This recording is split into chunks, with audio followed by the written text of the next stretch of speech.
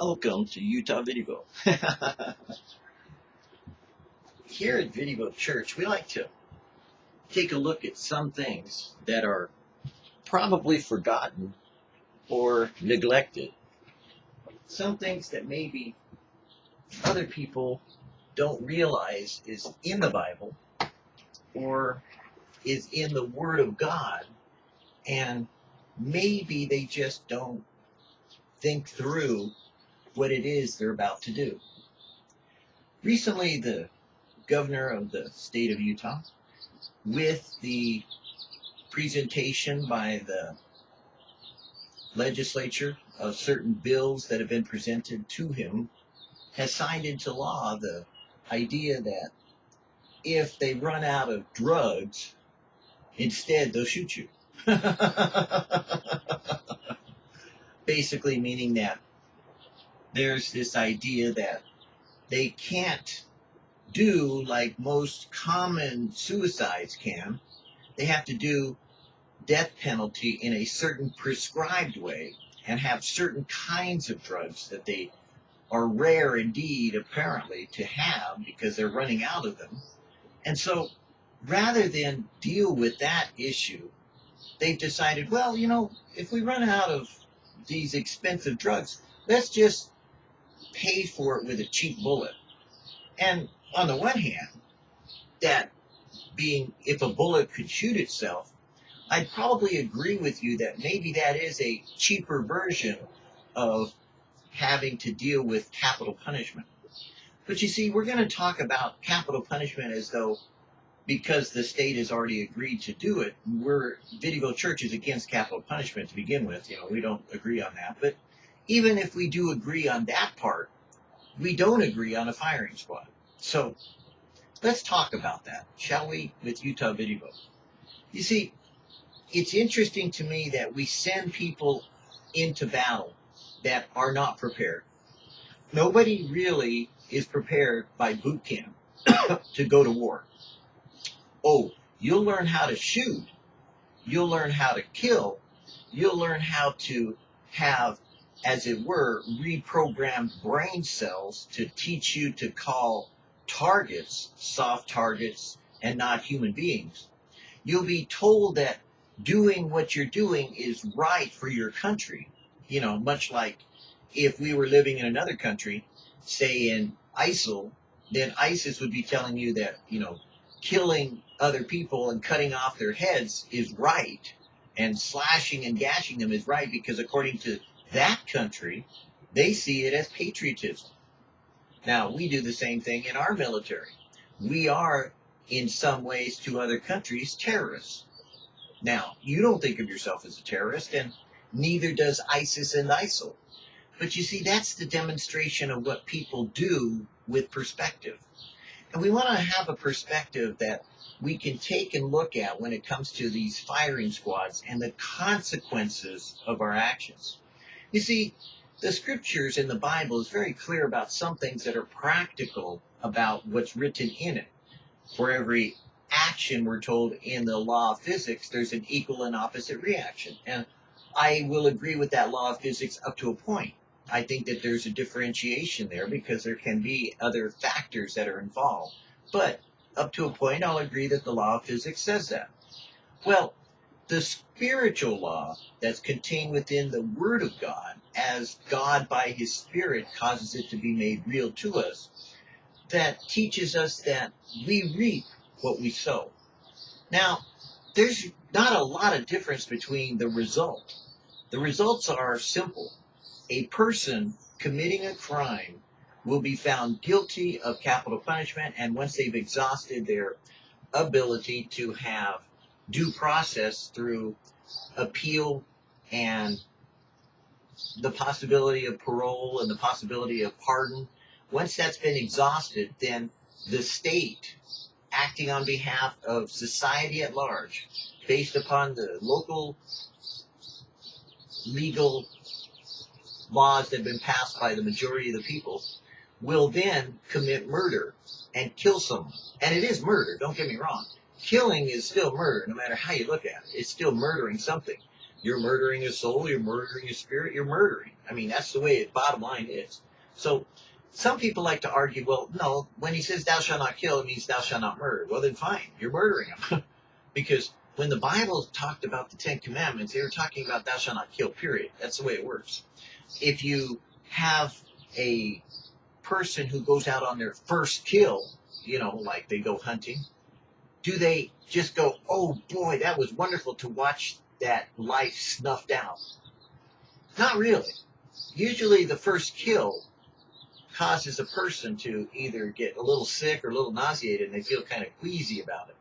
Well, in war, that first murder done in the name of patriotism, killing in the name of God, being righteous, being a hero, as it were, most people, believe it or not, get a little queasy, a little sick. It's interesting that God said that blood that's spilt is what he was talking about.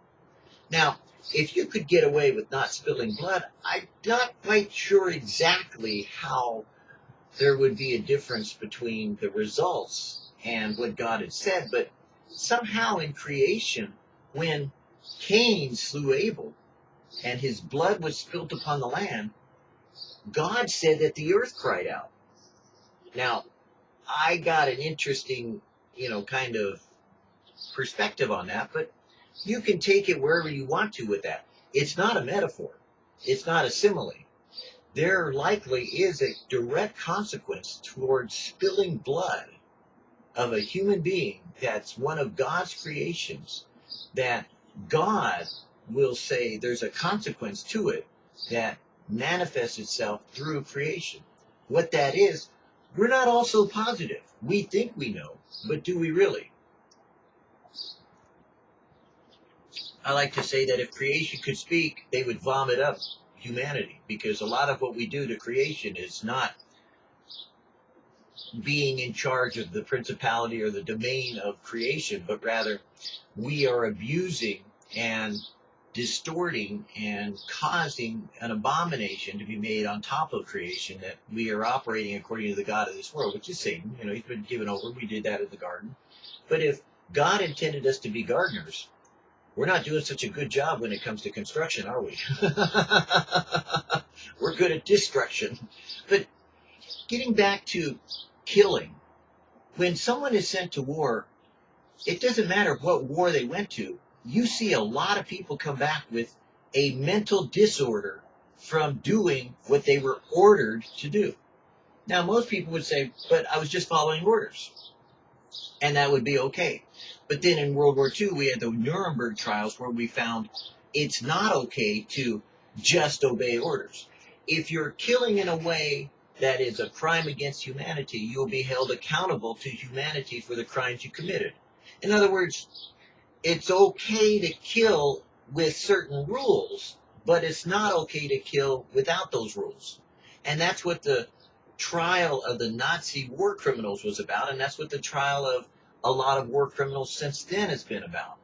People have put rules on war so that they can process a legal system to make it acceptable to murder. I find that kind of interesting. It's kind of what war is, when we talk about we're doing it to protect ourselves. That's kind of an interesting way of looking at it. But when the Bible talks about murder, it talks about the shedding of blood. It talks about the family member who would be the blood relative, but he would be, I was trying to think, the accountable for the blood. There was, as Moses set up from the law of God, as God spoke to him, in the land, there were certain cities of refuge that were set up for the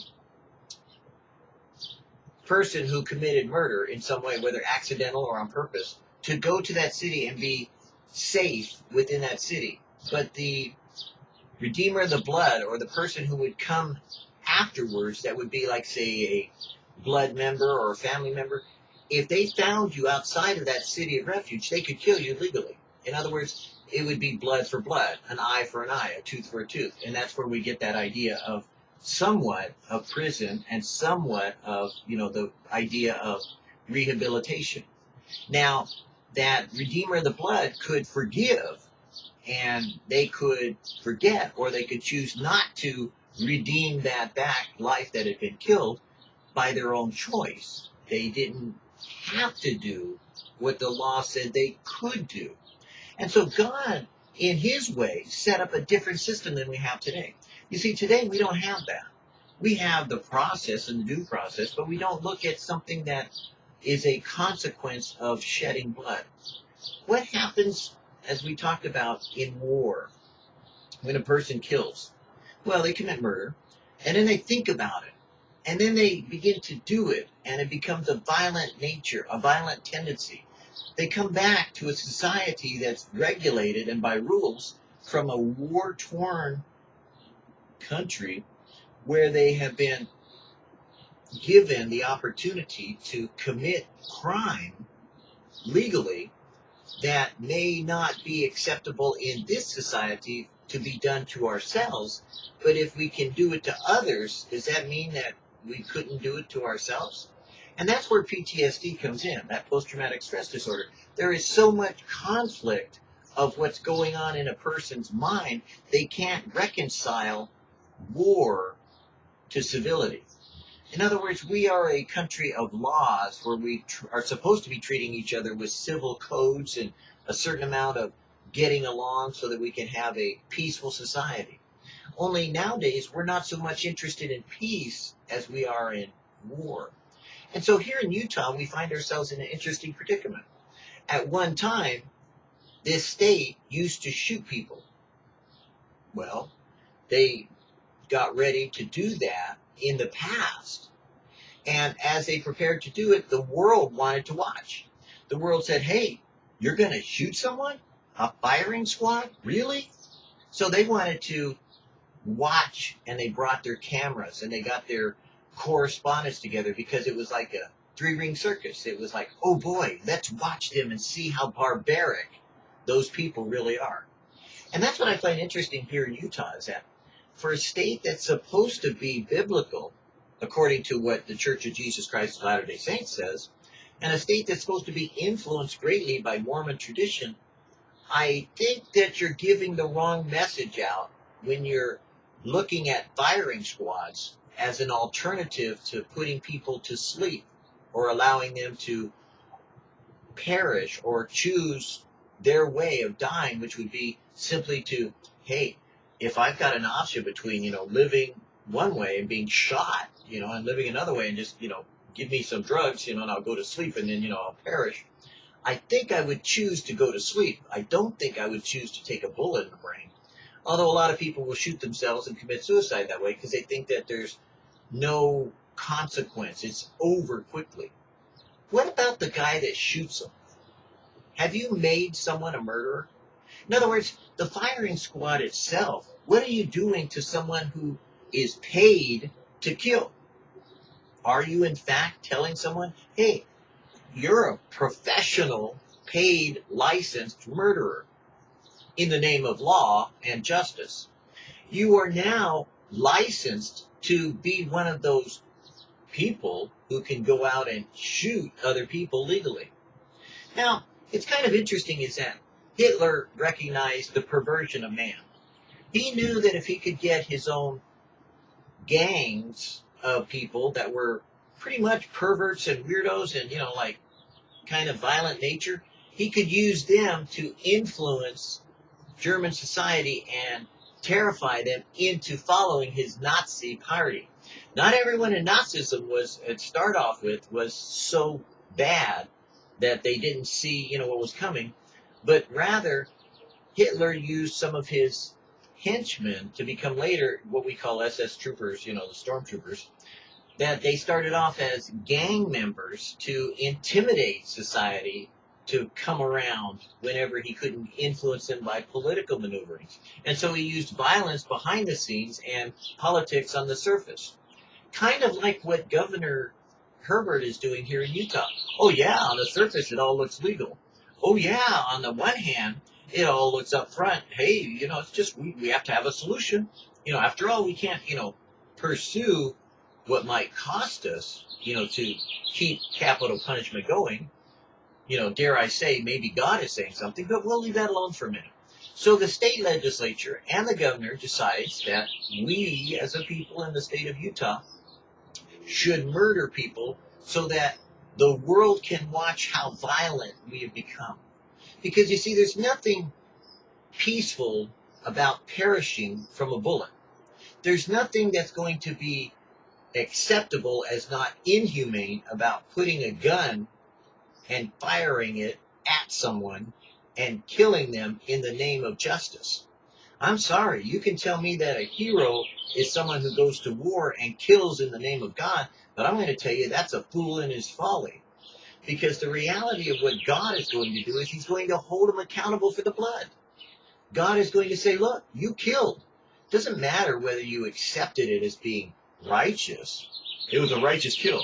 I mean, you hear that with hunters. Oh, it was a righteous kill, man. I mean, they gave the poor animal every chance in the world. Right. Sure you did. 300 yards, you took them on with a bullet. But what we don't think about is what that actually does to not only the person who is killing the other person, but what does it do to us in our psyche and our soma? Isn't it just preparing us to be more violent? Isn't a firing squad just causing us to be desiring more of these, first-person shooter games, That gets us ready so that we're used to, picking up a gun and shooting someone. I mean, how many violent crimes now are committed by children, by young adults, by frustrated adults? When you have a relationship that's not working out, what happens when the person has a gun at home? Doesn't he take and shoot his wife and his children and anyone else and then shoots himself in the end? Or, commit suicide by cop? In other words, those were never tendencies that were part of the American tradition, and yet they are now part of American society. And so here we have, as one of the first ones in America, one of the first ones in the nation, to resort to an old system that previously we voted, or the governor decided not to allow to happen because people were indulging in that carnal-based nature of violence, watching and begetting violence. You see, that's how violence begets violence. Jesus said it very clearly, if your eye be full of light, how great is the light therein? But if your eye be full of darkness, how great is the darkness? Stick a guy looking down the barrel of a gun, shooting someone, and you tell me he's not going to be affected? That's one cold-blooded killer. Don't tell me he's right on or he's righteous, because he may do it for money, he may do it for ethics, he may do it for a lot of surface reasons, the same way that a lot of people join the military for a number of reasons, whether it be for education or they think that they're serving their country, or somehow they've already hardened their hearts through hunting or some other way, so they figure, well, I might as well just, take my skill set from killing animals and start killing human beings. I don't know why that doesn't bother other people, but that bothers me. But living in a state where capital punishment is legal, fine. But what is more humane? Someone going to sleep and passing away, or someone having their brains blown out?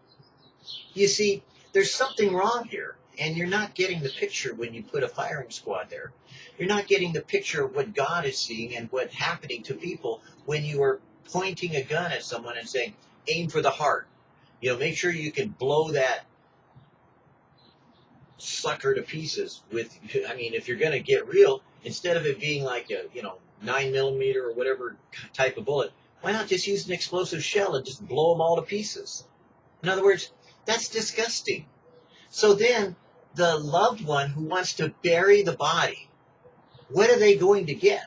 Well, we better clean the body up now that we've blown it apart or we shot it up full of holes. Now we'll stitch it up so that the person can have the body back. Are you really thinking through about what the consequences are of doing what you want to do when you say you support a firing squad? In other words, it's not about money, but it is about what we're reaping, what we're sowing. And you're going to see an increase in violence in this state. I can guarantee you that 100%. God will pull the, we have an expression that says, he that hindereth will hinder until he is removed. Meaning that the Holy Spirit is the one who convicts us of our sin. He causes us to think about these things and say, maybe we shouldn't do that. He's the convictor of our conscience. He causes us to have a conscience. And if we as a state don't remove ourselves from that violent tendency to kill because we're allowed to, then we're going to be killed because we've indulged ourselves to violence. And you'll see the increase in violence from gangs. It'll be a consequence of God removing the things that are hindering. You'll see it happening where people will no longer respect life. They'll be violent because they'll say, hey, you know what? I'm frustrated. I think I'll shoot someone. Or I'm frustrated. I think I'll shoot myself. Or I'm frustrated, so I think I'll shoot other people too. You go to schools and shoot them. In other words, it's just going to keep snowballing in a greater degree. And that's why we at Utah VidDevo have to address this issue of the firing squad. Who's really on the line when you're shooting someone that's a criminal that's been processed and determined that he's no longer with any hope at all of redemption? In other words, as a Christian, how could the Church of Jesus Christ of Latter-day Saints stand there and allow that to happen? How could any born-again Christian stand there and say, they're hopeless, when the fact is, Jesus looked at you and said, there's hope? In that while we were yet sinners, Christ died for us, does say that he has a means with which we can be saved. Now, it doesn't prevent us from still suffering the consequences of our sin, meaning that even as the thief and the murderer that were dying on the cross with Jesus, being Jesus was innocent, they had to die. But one of them looked over and said to Jesus, remember me when you enter into your kingdom. And Jesus said, today you'll be with me in paradise. I see this being as one of the wrong ways, or one of the antichrist, or the false religious ideas that have come out, that the Congress of mankind is looking at and preparing himself to be misled so that he can get away with what he said is a way to save money. That's not what it's about. You see, beneath the smoke and mirrors, there's this, we'll bring people to the state to watch. There will be more tourism for the first, and dare I say, the first governor who has approved the firing squad. Popularity is a powerful tool. Prosperity is often done through the means of using things to bring about change and bring about an opportunity for industry to make itself known. There is a lot of money behind the idea of a firing squad. They can make money off of the death of someone else. And sadly, whether you admit it or not, you too are participating in that. Because whether it comes in ratings on the news that will say, the first shooting has gone on, the first firing squad, and it's on the news, which will get ratings, or whether it's actually seen where somehow they allow people to participate, or even from selling newspapers. One way or another, people are profiting from the death of a mutated way of looking at life, when we should not be wanting to promote a violent, destructive way of killing, but rather allowing for a person to pass away by simply putting them to sleep. I got news for you. It's very simple to address this issue about the firing squad. Would you rather, when you have your pet, and this is true for every Utah resident, you can go to the, whatever, SPCA, and say, hey, which would you rather do? Would you rather put your dog down with an injection, or would you rather shoot him in the head or shoot him in the heart? You answer that as an animal lover and an animal owner, and go ahead and tell me what you'll do. Now, I'll admit that, out on the farm, people shoot things in the head. They'll shoot their horse, they'll shoot their cow, they'll shoot whatever. But really, when it's a loved one, because no offense, even a criminal is still a human being. There's a difference between a human and an animal. And the only way that you can indulge your carnal nature and get away with murdering in the name of God is to be a part of that firing squad idea and to believe in it to the point where you're willing to say, yeah, I would shoot my own animal. in the head, then go ahead and tell me that you'll shoot a human being the same way. Then I'll believe you. Because then you'll understand what the consequence is as far as God looking down and seeing what man is doing to man. Because when every thought and every nature of man was towards violence, God looked down and said, I will wipe them out. And there was a flood. And he spared Noah, even though Noah was still one of those that God looked down and said, no. Every thought of man was towards violence. Noah was not a peaceful man. Not at all. He was just considered righteous in his generation. That doesn't mean that he was the right one or doing the right thing. God just had mercy on him. So today, when we look at this and as the state moves forward on it, we ought to reject the fact that this is going on. We ought to object to the fact that there's going to be this consequence that is going to happen to those who are going to shoot the person. And then there's going to be an ulterior consequence of God looking at the state and saying, you call yourself a Christian? Really? And you're shooting people? I got news for you. That's not what Jesus said to do. Jesus said, love your enemies. Bless those who despitefully use you and abuse you. For such is the kingdom of heaven. And if you can't demonstrate a better way to use capital punishment, guess what? God will use capital punishment on you.